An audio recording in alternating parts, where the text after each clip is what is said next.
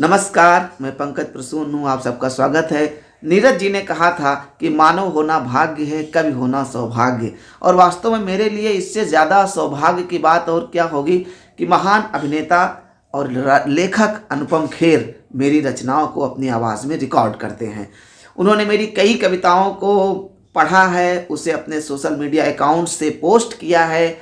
चाहे मेरी वो कविता लड़कियां बड़ी लड़ाका होती हैं जो उन्होंने टाइम्स स्क्वायर न्यूयॉर्क से पढ़ी थी, और उसके बाद चाहे मेरी वो कविता हो माँ का बुना स्वेटर कभी छोटा नहीं पड़ता, जिसे उन्होंने अपनी माँ दुलारी को समर्पित करते हुए पोस्ट किया था, जो बड़ी वायरल हुई। और अभी हाल ही में उनके अनुपम खेर जी के पिताजी की पुण्यतिथि थी, पुष्कर नाथ जी की।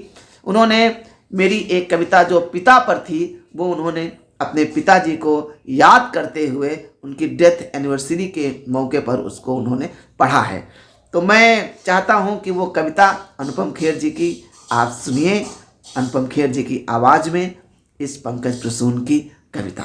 तुम्हारे लिए कर रहा हूं ये पोस्ट। कैसे हो मेरे दोस्त? ऊपर भी महफिल सजा रहे होंगे, ईश्वर को भी हंसा रहे होंगे। तुम्हारा वेलकम फंक्शन मनाया होगा, सबको दावत दी गई होगी, जोरदार पार्टी की गई होगी। तुम्हें मालूम है, जब तुम्हारे ठहाके स्वर्ग में गूंजते हैं ना, तो मां भी यहां खिलखिलाने लगती है।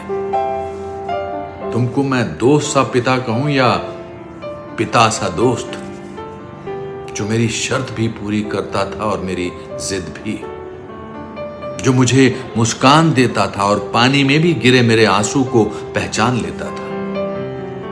तुमने मुझे बहुत कुछ यार सिखाया है, इस दुनिया से करना प्यार सिखाया है। सुनो, मैं तुमको याद वाद नहीं करता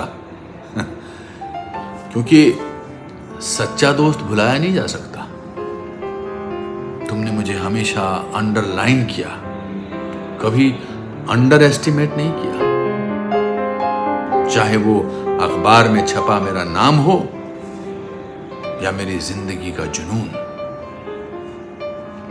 सच कहूं, तुम मेरे लिए कभी गए ही नहीं। तुम दरो दीवार में बसे हो, लगता है बस अभी अभी हंसे हो।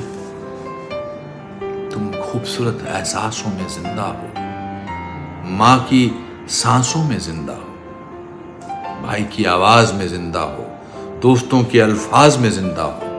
तुम यही हो, एकदम हमारे पास, बनकर हमारा भरोसा, हमारा विश्वास। We miss you Pushkar Nath ji, and we love you. यहां सब ठीक चल रहा है।